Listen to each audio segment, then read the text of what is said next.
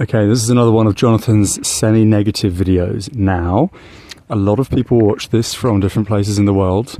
If you're from Kyrgyzstan, don't get offended because I'm giving you an objective truth, which is actually supportive of the people.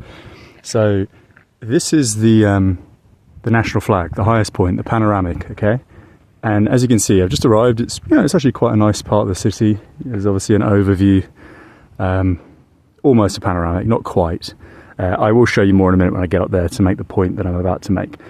It's a little bit overcast, but it was a nice enough walk actually. You know, I wasn't all the way in the centre, but it took me about an hour and 30 minutes, and I had to navigate through one of the biggest construction projects I've seen, which is my point, okay? So you come up here and the place hasn't been restored at all.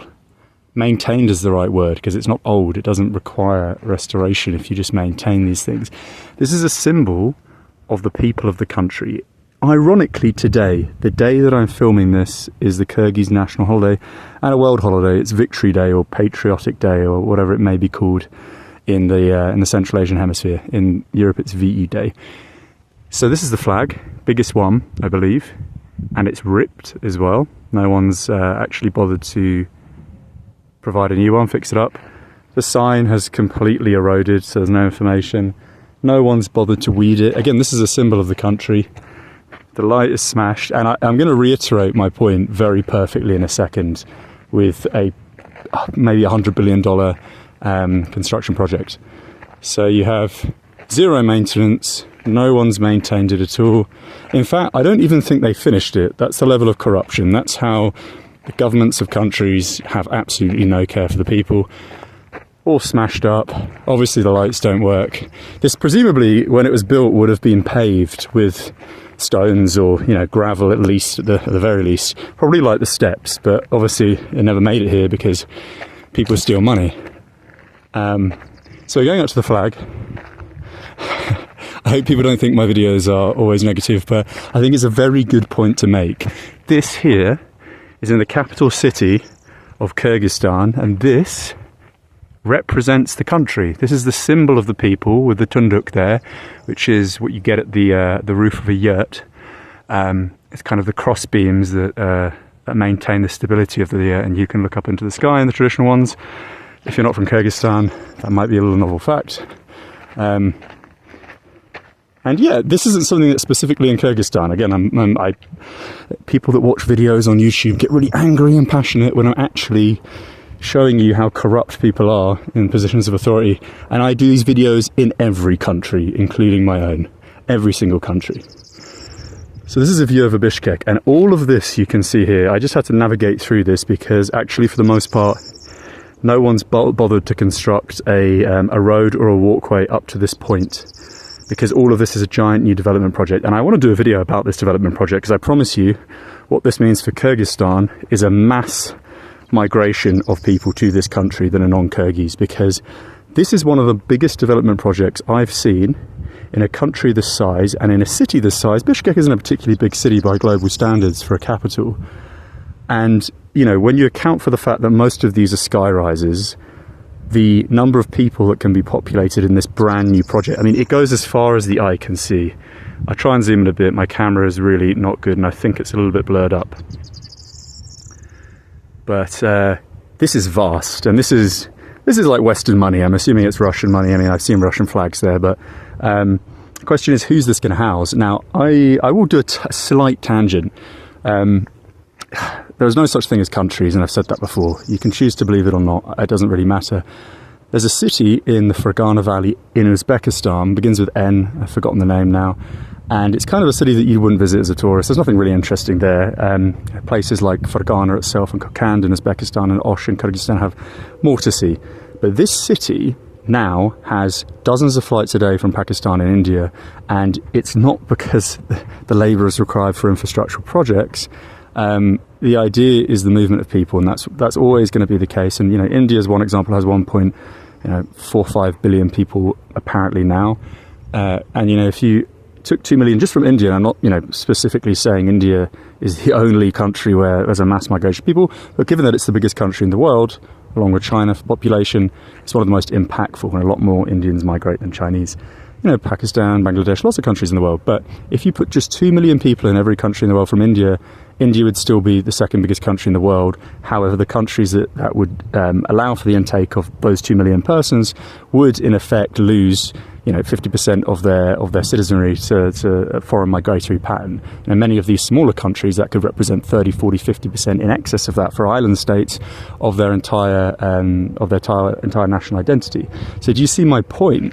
This is not for Kyrgyz people. Even if everyone in Kyrgyzstan migrated to Bishkek tomorrow, I'm sure you'd still have empty apartments here. This is vast. It's so difficult to see, and people need to think, who is this for?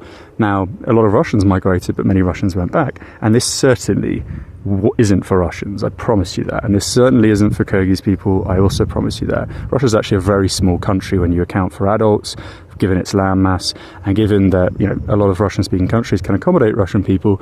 If there was a mass, let's say, exodus, which I think is feasible, I think a lot of conflicts, if not all of them, are complete farce. They're fictional. They're planned generation in advance to create division and create economic boom periods in certain places. It's all about market manipulation and creating the polar opposite of a homogenous state by including people from all different backgrounds that are naturally going to bicker and fight because they have different cultural values.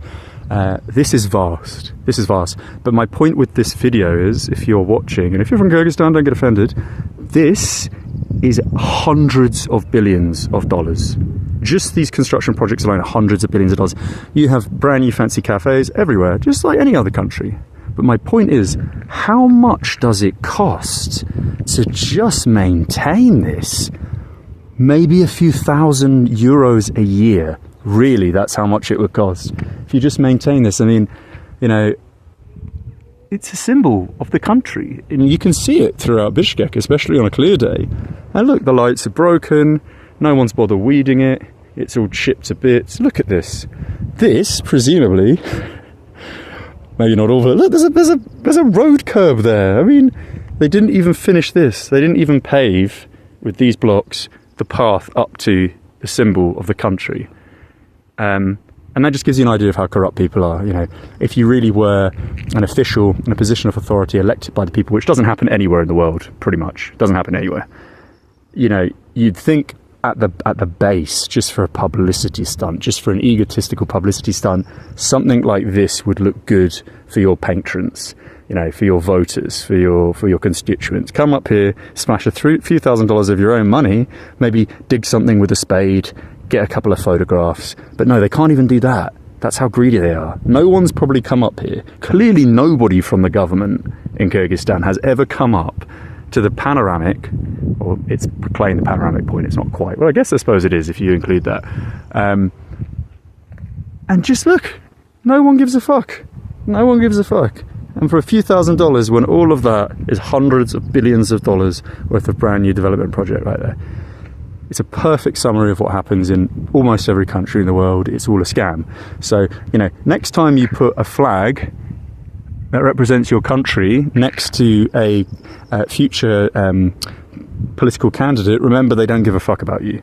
They're all scumbags. So you're a hypocrite if you put a flag that you feel represents you and your people, your family, next to one of these assholes that pretends to represent you, while they siphon off money left, right and centre, and they can't even be bothered to pretend they care. That's how greedy they are. They can't even be bothered to take a few thousand out of the tens of millions they steal every year just to maintain the symbol of the capital and the country. It's just crazy. But aside from that, if you're a tourist, I'd make it under 10 minutes. It's obviously quite a windy day today. It's a little bit overcast, but yeah, it was a good walk up. It's quite quiet when you get to the fringe of the city. So that's really the nicest thing about it. If it was sunnier, obviously it'd be ideal. And it's a bit difficult now. The wind's picking up. Navigating through this development project. But I think it's very nice. But there is a bus that goes up. If I see the number, I'll post it in the description. But for a sunny day, you could come up here with, a little picnic, and it might be quite nice. So there we go. There's the flag. And yeah, I hope someone really thinks about what I've said there if they haven't thought about it at all before, because, look at it.